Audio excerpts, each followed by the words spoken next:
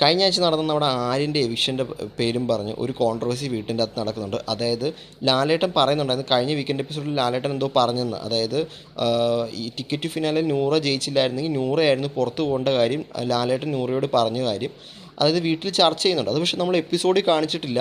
വേറെ ഇതിൽ നമ്മുടെ ലാലേട്ടൻ കഴിഞ്ഞ എപ്പിസോഡിൽ കാണിച്ചില്ല. പക്ഷേ ലൈവിൽ ഇന്ന് ഇവർ തമ്മിൽ ഡിസ്കസ് ചെയ്യുന്നത് കാണിക്കുന്നുണ്ട്. അത് ഉച്ചയ്ക്ക് അത് നമ്മുടെ അക്ബറും സാബുമാനും തമ്മിൽ ഡിസ്കസ് ചെയ്യുന്ന നൂറയൊന്നും ഉണ്ടായിരുന്നു. അവർ തമ്മിൽ ഡിസ്കസ് ചെയ്യുന്ന സമയത്ത് ഇത് പറയുന്നുണ്ടായിരുന്നു. അതായത് ആര്യന് പകരം നീ ആയിരുന്നു പോകേണ്ടതെന്ന് പറയുന്നുണ്ടായിരുന്നു. അതായത് ടിക്കറ്റ് ഫിനാലെ വിൻ ചെയ്തില്ലായിരുന്നെങ്കിൽ നൂറയായിരുന്നു ഔട്ട് ആവേണ്ടത്, ഇല്ലെങ്കിൽ ആര്യൻ സേഫ് ആയിരുന്നേനെന്ന്. അതായത് പുള്ളിക്കാരിയായിരുന്നു കഴിഞ്ഞ ആഴ്ച പോകേണ്ടത്.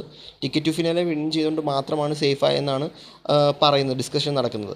അത് പക്ഷേ എനിക്കറിയത്തില്ല, ഇത് കട്ട് ചെയ്ത് കളഞ്ഞ ഇത് നമ്മളെ മെയിൻ എപ്പിസോഡിൽ കാണിച്ചിട്ടില്ല. അതായത് കഴിഞ്ഞ വീക്കിൽ ഈ ലാലേട്ടൻ ഈ പറയുന്ന കാര്യങ്ങളൊന്നും നമ്മളെ കാണിച്ചിട്ടില്ല. പക്ഷേ ലൈവിൽ ഈ കാര്യം സംസാരിക്കുന്നുണ്ടായിരുന്നു. അത് കഴിഞ്ഞിട്ട് നമ്മുടെ ജയിൽ നോമിനേഷനായിരുന്നു.